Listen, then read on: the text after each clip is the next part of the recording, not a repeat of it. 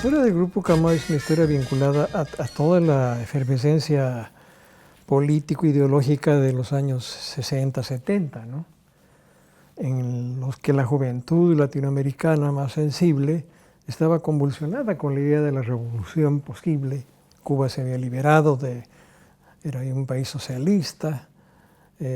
Nosotros en Bolivia veníamos todavía influenciados por las transformaciones del país que desencadenó la revolución del 52. Toda la tierra fue entregada a los campesinos. Se nacionalizaron las minas, se creó el voto universal. Entonces una revolución en su primera etapa realmente transformadora de la sociedad. Y luego muy pronto vino después la Revolución Cubana. Entonces todos esos acontecimientos, ¿no?, influenciaron en nuestra manera de ver las cosas, aparte de que nosotros ya teníamos un compromiso social generado desde muy temprano, probablemente a través de mi propio padre, que fue un hombre inquieto por las ideas revolucionarias. Y eso generó una inquietud, una manera mejor dicho, una situación que nos preguntaba, bueno, ¿y qué están haciendo ustedes por la revolución, ¿no? ¿Cómo van a militar en un partido político? ¿Van a hacer política? ¿O qué van a hacer con el cine?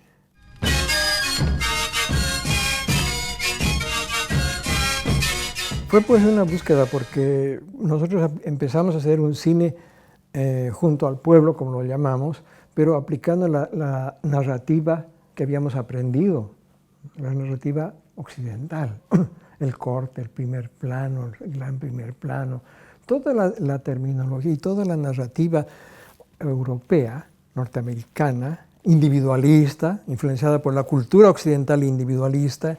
Por lo tanto, el primer plano, el acercamiento era sustancial porque había que destacar a quién, al individuo, el ser, el único. Eso no funcionaba en una sociedad colectivista, una sociedad que se entendía primero nosotros, después yo. Y si no se entiende esa mecánica de pensamiento, primero nosotros, después yo, para un individualista, para cualquier individualista de esta sociedad, incluso para mí también, formado en la cultura occidental, es muy difícil entender primero nosotros, después yo, o aceptar o practicar. Pero en ellos era muy natural. Y eso era ya un salto revolucionario, que exigía otro tratamiento, otra mecánica expresiva, otra narrativa, coherente con esa cosmovisión, con esa manera de entender la realidad, de lo colectivo. Y así se fue generando un nuevo lenguaje. Película tras película se fue afilando el sistema narrativo hasta llegar al plano secuencia integral que dio como fruto la nación clandestina. Estamos. El coraje del pueblo es el resultado ya de una búsqueda de una nueva narrativa que nace a partir del fracaso de Sangre de Cóndor en su exhibición con los destinatarios de esa película, que eran principalmente los campesinos bolivianos a los cuales estaba agrediendo con el control de natalidad,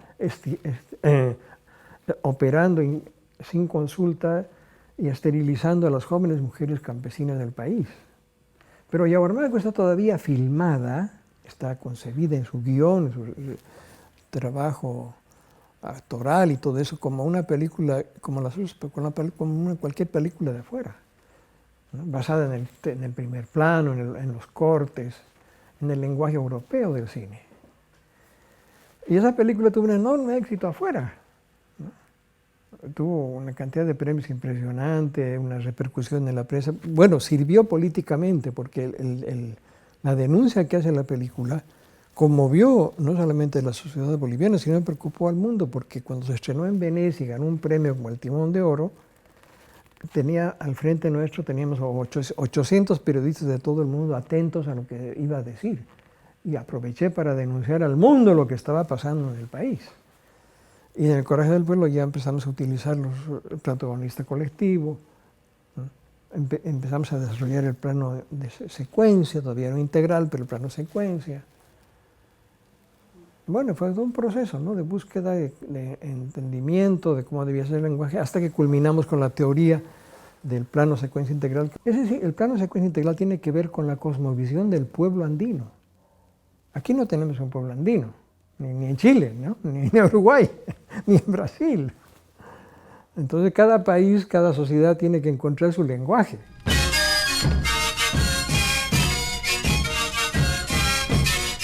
Es decir, la belleza en el mundo occidental, en la filosofía occidental, es un objetivo.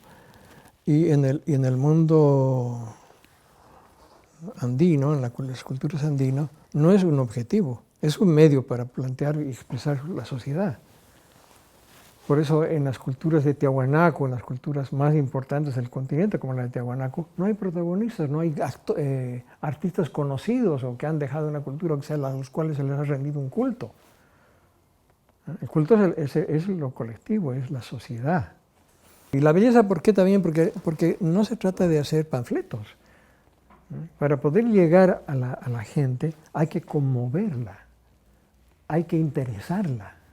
Entonces un guión tiene que ser interesante, tiene que ser conmovedor. Una forma de contar tiene que sacudir el espíritu de la gente que ve. Entonces en ese sentido la película debe ser bella, pero no por sí, ¿no? Sino para lograr sus objetivos.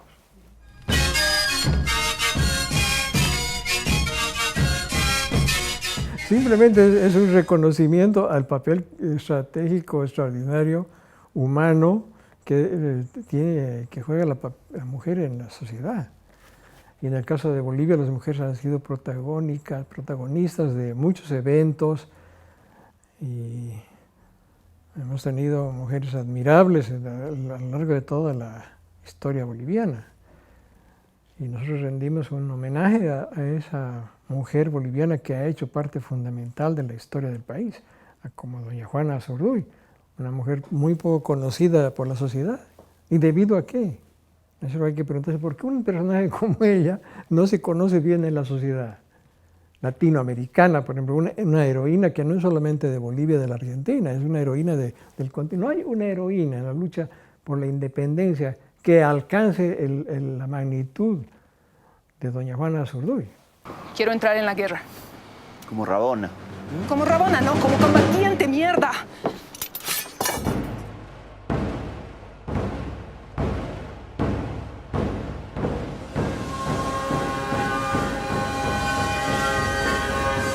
¿Por qué no se conoce? Porque pues, la clase dominante, como ella anunció directamente, y se acuerdan de la película, cuando habla con Bolívar y dice, aquí no va a cambiar nada, ¿no? El hecho de que se haya declarado la independencia no significa mucho, porque el poder de los papás colonizadores pasó a los hijos criollos, que van a sostener el mismo sistema, y que puede ser peor todavía que antes, porque pueden ser más ambiciosos que los padres, y así fue, ¿no? Así fue.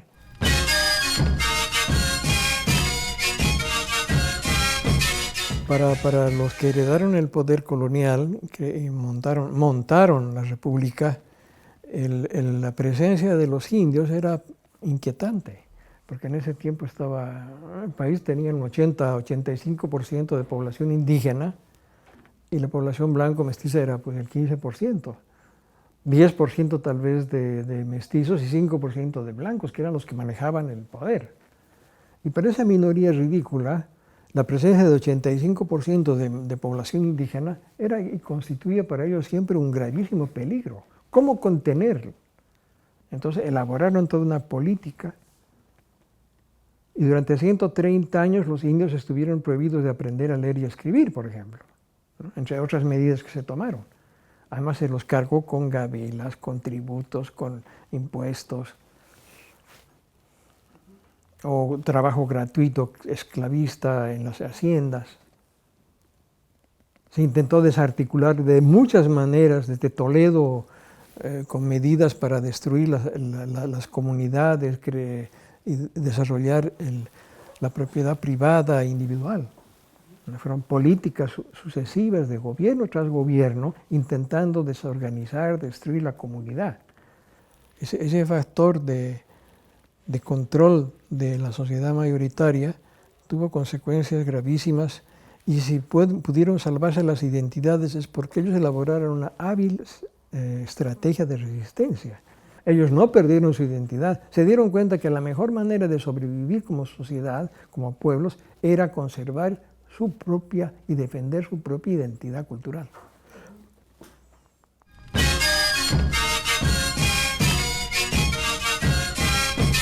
Es una burguesía que imitadora, siempre así imitadora. Está mirando qué hacen los países hegemónicos para tratar de ser como ellos. Esa es su preocupación creativa. No buscarse a sí mismos, no crear su propia cultura, sino parecerse a lo que admiran, a lo que creen que pertenecen a las culturas dominantes. Estamos siempre todos los días agredidos y cada vez más agredidos, ¿no? Lo vemos en nuestro propio cine, cuando antes de que venga esta etapa, el año 95, estrenamos la película para recibir el canto de los pájaros, no sé si la vio, ¿no? Bueno, esta película trata el tema del racismo.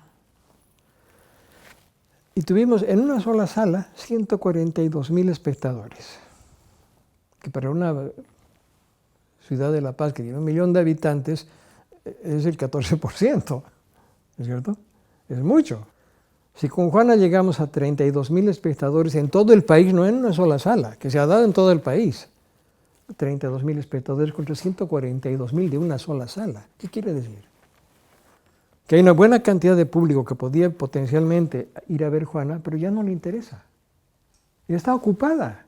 Ellos van a ver Godzilla, ¿no? O los muertos vivientes, una de esas cosas, los zombies.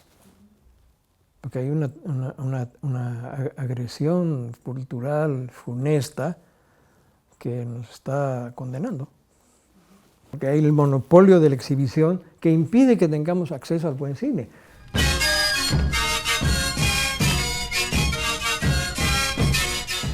Se impuso en esa revolución un poder dominante, individual, como el de Stalin, que arruinó las perspectivas revolucionarias del mundo.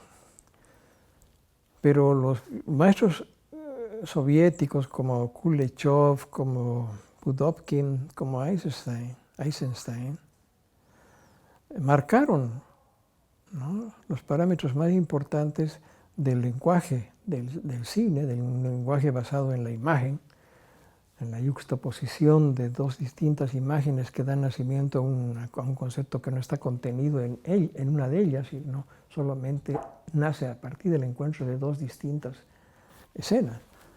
Y esos conceptos han perdurado y han influenciado en el mejor cine del mundo.